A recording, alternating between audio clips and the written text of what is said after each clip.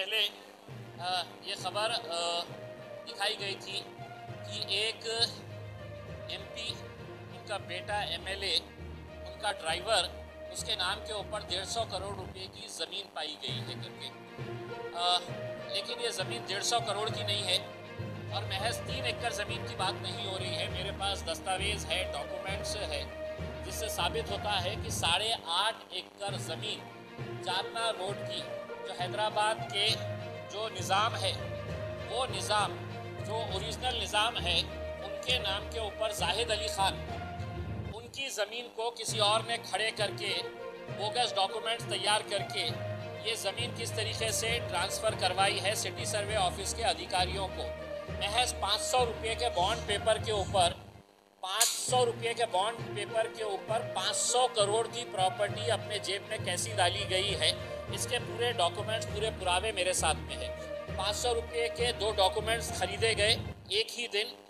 MLA साहब के जो कार्यकर्ता है, उन्होंने जाकर ये ख़रीदा, हिबानामा तैयार किया। 3 दिन के बाद वो जितने भी चुप चुप के नवाबा है, उनके सिग्नेचर लिए गए उसके ऊपर, और जो विटनेस है वो वही लोग हैं जिन्होंने ये डॉक्यूमेंट ख़रीदा, और उसके ऊपर विटनेस भी वही आमदार के जो मित्र हैं, वो लोगों ने ये डॉक्यूमेंट्स तैयार करके सिटी सर्वे ऑफिस में गए।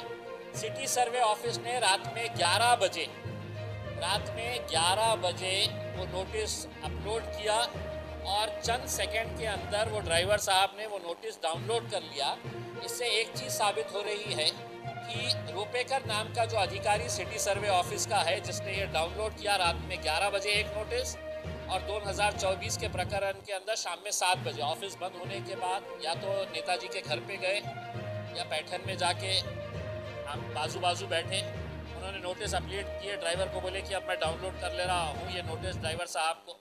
मेरा ये सवाल है कि पुलिस अभी तक एफआईआर क्यों नहीं रजिस्टर करी। मेरा ये सवाल है कि जिस दिन ये पीआर कार्ड के ऊपर नाम चढ़ाया गया, उस दिन सिटी सर्वे ऑफिसर को कौन से मंत्री का फ़ोन आया था जिसने ये धमकी दिया था कि आज रात तक ये पीआर कार्ड बन जाना चाहिए।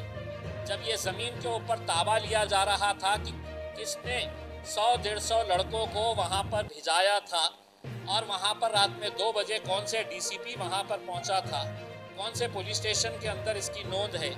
अभी तक सिर्फ ड्राइवर की तबीयत के बारे में पूछा जा रहा है। मुझे डर और शक इस बात का हो रहा है कि ड्राइवर को ख़त्म ना कर दिया जाए, क्योंकि 500 करोड़ रुपये का मामला है। ड्राइवर को बुलाया जाए, उससे पूरी जानकारी निकाली जाए कि इसके पीछे कौन कौन लोग है करके। दानेकर जो सिटी सर्वे ऑफिसर है, वो ये काम करने के लिए तैयार नहीं था। मुझे बताया गया है कि उसके पिता के कनेक्शन या एक पदाधिकारी है, वो सिल्लोड़ के अंदर भारतीय जनता पार्टी के, उनके ज़रिए फिर दबाव डाला गया और ये पूरा प्रकरण अब आपके सामने लाया गया है। एक उच्च स्तरीय चौकसी होना चाहिए, या तो एनफोर्समेंट डायरेक्टोरेट से कराइए, सीबीआई से कराइए या सीआईडी से कराइए।